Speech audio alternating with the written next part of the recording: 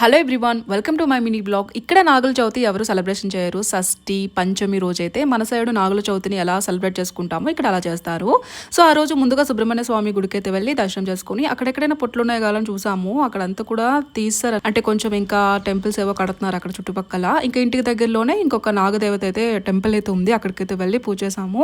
So ఇక్కడ ఇది first పూజ మేమే అనమాట, మొదట పూజ చేసాము. ఎవరు కూడా ఇక్కడ చేయరు కదా, మనలాగా తెలుగు వాళ్ళు ఎవరైనా ఉంటే మాత్రం వచ్చి చేస్తారు. సో అక్కడ చాలా ఎవ్వరు లేరనమాట. మా అమ్మే అన్ని పూజలన్నీ అక్కడ చేశారు. మేము జస్ట్ దూరం నుంచి ఉన్నాం. చాలా భయం వేసింది అక్కడ విగ్రహాలు అవన్నీ చూసేటప్పుడు. కొంచెం ఉంటుంది కదా, కొద్దిగా భయం ఉంటుంది ఎవరికైనా. సో మాకైతే ఇంకొంచెం ఎక్కువగా మా ఆయన అన్ని కూడా దూరంగానే పూజ చేస్తారు.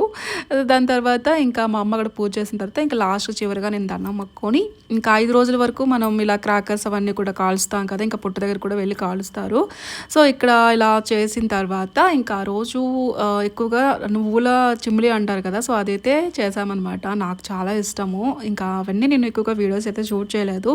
సో త్వరగా వెళ్ళి పూజ చేసి వచ్చేస్తాము అనుకొని ఇంకా ఇంటికైతే వెళ్ళిపోతున్నాము. సో ఇక్కడంతా కూడా జాను స్కూల్ రూట్ కూడా ఇటు సైడే ఉంటుందన్నమాట. మొత్తం తను డైలీ వెళ్ళేటప్పుడు ఇలా గ్రీనరీని బాగా ఎంజాయ్ చేసుకుంటూ వెళ్తుంటుంది. సో చాలా బాగుంటుంది అటు సైడ్ అంతా, రోడ్ సైడ్ అంతా. పల్లెటూరు కదా, చాలా బాగుంటుంది. దాని తర్వాత ఇంక ఇక్కడ నుంచి ఇంటికి వచ్చేసిన తర్వాత సాయంకాలం ఇది. ఆ రోజు 5 రోజుల వరకు మనం అంటే అప్పటి నుంచి డైలీగా పూజ చేసేసుకుంటాం కాబట్టి 5 రోజుల వరకు ఇంకా రెగ్యులర్గా ఇలా ఎక్కువగా ముగ్గులన్నీ వేసి దీపాలన్నీ పెడతాం కదా. ఇంకా నెక్స్ట్ మినీ వ్లాగ్లో మళ్ళీ కలుద్దాం. ఇంతవరకు బాయ్.